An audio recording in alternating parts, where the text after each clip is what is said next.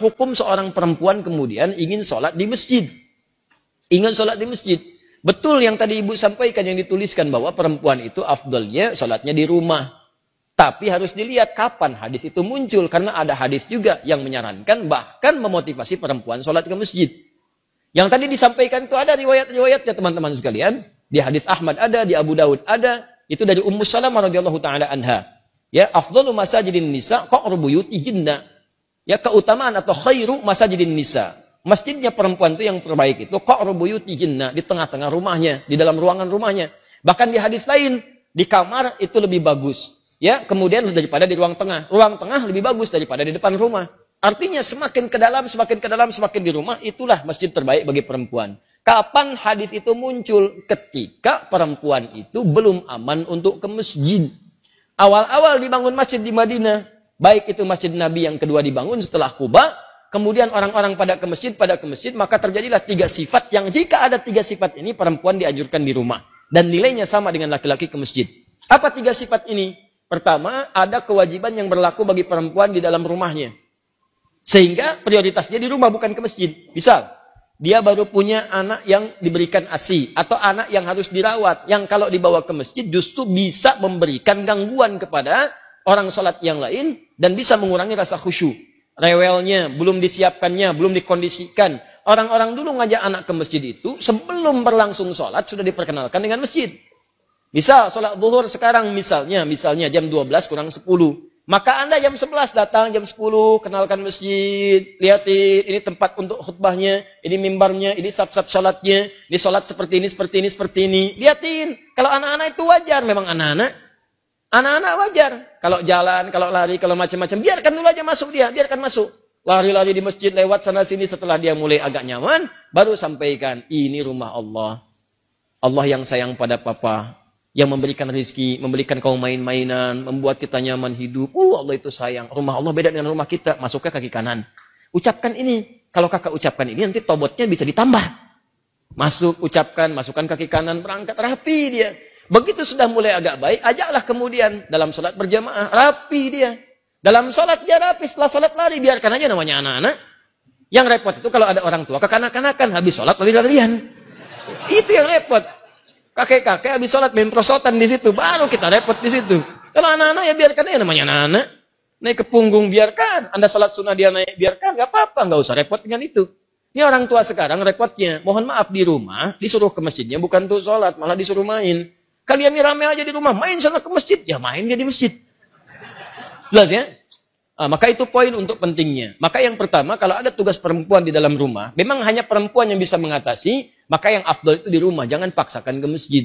Suami dorong ke masjid, anak laki-lakinya dorong ke masjid. Dorong ke masjid, investasikan. Ayo nak ke masjid, ke masjid, dorong. Antum yang perempuan di rumah. Itu afdalnya. Yang kedua, jika kemudian di jalan itu belum aman dari fitnah. Ini terjadi di zaman Nabi. Awal-awal dibangun Masjid Nabawi itu, bahkan jangankan ke masjid. Malam-malam itu suka buang hajat, tidak ada toilet. Yang ada itu kebun-kebun. Di kebun-kebun kurma, macam-macam. Perempuan-perempuan juga demikian. Begitu keluar sering diganggu oleh preman-preman Madinah. Awal-awal di Madinah itu ada preman. Ada, kemudian tobat. Jadi kalau ada preman sekarang, telat. Kalau nggak tobat, keterlaluan. Orang jahiliyah, tobat, preman, tobat, telat. Kalau sekarang ada preman, tidak tobat. Ya Alhamdulillah, Alhamdulillah. Kemarin-kemarin saya lihat ada banyak yang baik-baik. Saya waktu mengisi untuk persiapan Ramadan, itu Masya Allah ada teman-teman dari Pang. Sahabat-sahabat Pang, Masya Allah tampilan badannya macam-macamnya. Tapi Masya Allah tobat mereka. Begitu bertobat, hal pertama yang mereka lakukan adalah mengganti namanya. Dari Pang menjadi Pangajian. Ya, Pang jadi pengajian. Tobat. Nah itu diganggu perempuan-perempuan itu, sering diusilin. Sampai bahkan turun ayat tentang jilbab. Ya ayuhan nabiyyu qul li azwajika wa banatika wa nisa'il mu'minin yudnina min jalabibihinna. Hei Nabi, katakan pada istrimu, anak-anak perempuanmu dan perempuan-perempuan yang beriman, sampaikan pada mereka, rendahkan jilbab-jilbab mereka. Ya, asa an yu'rafna fala yu'dzain, sehingga mereka bisa dikenali dan tidak diganggu lagi. Turun ayat ini, turun tentang ayat merendahkan jilbab. Setelah itu masyarakat menyebar. Nah, yang ketiga, memang tidak ada tempat khusus untuk perempuan. Adanya laki-laki saja. Jadi kalau masuk ke sana dia khawatirkan ikhtilaf. Itu yang berbahaya. Maka setelah itulah kemudian dalam 3 kondisi ini perempuan diminta oleh Nabi di rumah, lebih baik di rumah, jangan ke masjid. Setelah kemudian tenang, preman-preman mulai tobat, keadaan mulai tenang, dan masjid mulai luas. Mulai luas. Maka muncullah hadis-hadis di Al-Bukhari, di Muslim. Bagaimana Sayyidah Aisyah mengatakan kalau kami subuh-subuh itu, banyak perempuan-perempuan datang ke masjid. Kemudian dengan selimut-selimut mereka tutupi. Sehingga nggak kelihatan, karena gelap. Zaman Nabi kan nggak ada lampu seperti ini. Ya, nggak ada lampu seperti ini. Kelihatan. Jadi begitu sudah mulai remang-remang, mereka meninggalkan. Sudah cepat lari. Salam, balik ke rumah. Salam, balik ke rumah. Itu tandanya sudah ada saf yang rapi, aman di jalannya, kemudian di rumahnya pun tidak ada tugas yang menuntut perempuan ada di rumah. Maka kalau kondisinya aman seperti itu, terbebas dari 3 hal yang demikian, maka hukum ke masjid itu utamanya sama dengan laki-laki diutamakan. Apalagi kalau suami yang ngajak, bagus itu. Mama ayo ke masjid, safnya ada. Seperti di sini di Alexan, saf perempuan ada, laki-laki ada. Ke masjid jalan, subuh berangkat sama-sama. Kalau bisa sekeluarga. Supaya keluarga itu bisa kenal dengan masjid. Anak-anaknya dibawa, berangkat semua. Oh, bu enak tuh pulang-pulang.